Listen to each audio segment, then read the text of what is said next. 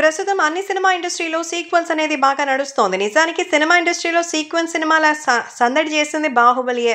ఆ సినిమాని 2 పార్ట్‌లుగా తీసుకొచ్చి సూపర్ సక్సెస్ చేశాడు రాజమౌళి. ఫస్ట్ పార్ట్ కంటే సెకండ్ పార్ట్‌కే ఎక్కువ కలెక్షన్స్ వచ్చిన సంగతి తెలిసిందే.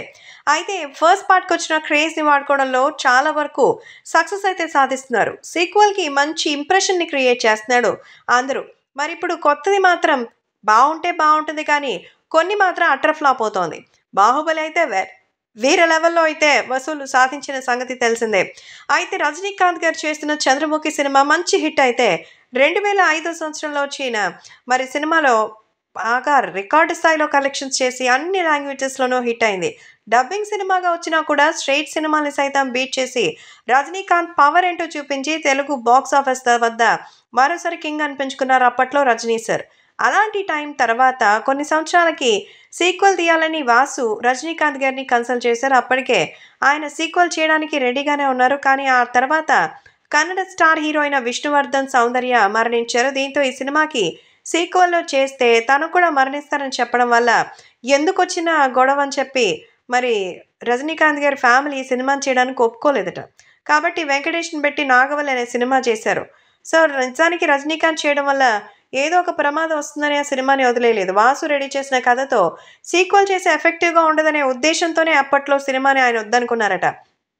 రజనీకాంత్ లాంటి ఒక స్టార్ 'నాగవల్లి' లాంటి సినిమా చేసినా పెద్దగా ఇంపాక్ట్ అయితే ఉండుండేది కాదు. ఆ సినిమా ఎలా డిజాస్టర్ అయిన సంగతి తెలిసిందే. అయితే ఆ తర్వాత వెంకటేష్ ఇమేజ్‌ని చాలా వరకు ఆ సినిమా డ్యామేజ్ చేసింది. అప్పటి వరకు సాఫ్ట్ సినిమాలు, కామెడీ సినిమాలు, ఎమోషనల్ సినిమాలు చేసుకున్న వెంకీ అసలు ఆ జానర్‌లో ఎందుకు చేశారా అని వెంకీ ఫ్యాన్స్ తల పట్టుకున్నారు. అసలు అలాంటి సినిమా చేయాల్సిన వ్యక్తేనా వెంకీ? పి. వాసు లాంటి స్టార్ డైరెక్టర్ అడగడంతో కాదనలేక చేశారనే టాక్ అయితే వచ్చింది. రజనీకాంత్ ఈ సినిమా రిజల్ట్‌ని ముందుగానే జడ్జ్ చేశారు కాబట్టే ఆ సినిమాని పక్కన పెట్టారు కానీ ప్రాణభయంతో కాదని టాక్. మరి నిజంగా ఒక పెద్ద డైరెక్టర్ అడిగారని ఫ్యాన్స్‌ని హర్ట్ చేస్తామా వెంకీ? ఏం ఆలోచిస్తున్నావో ఆ గెటప్‌లో అఘోరాగా ఆయన చేస్తుంటే మనకి 'నువ్వు నాకు నచ్చావు'లో కామెడీ చేసినట్టుగా అనిపించింది గానీ అక్కడ అఘోరా పెర్ఫార్మన్స్ లాగా అయితే మనకి అనిపించలా.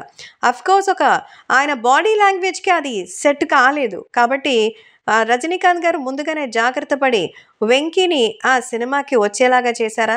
అసలు రజనీకాంత్ సైడ్ అయిపోయి మంచి పని చేశారు. ఎందుకంటే తర్వాత వచ్చినటువంటి రాఘవ లారెన్స్ సినిమా 'చంద్రముఖి 2లో' లారెన్స్ బానే చేశాడు. చంద్రముఖి పాత్ర ఎంత చెప్పినా ఘోరమే. ఆ బాధని 2 కళ్ళతోనూ మనం చూడలేం. కాబట్టి కంగనా రనౌత్ మహానటి కావచ్చు. కానీ జ్యోతికని బీట్ చేసే చంద్రముఖి అయితే కాదు. ఏమంటారు?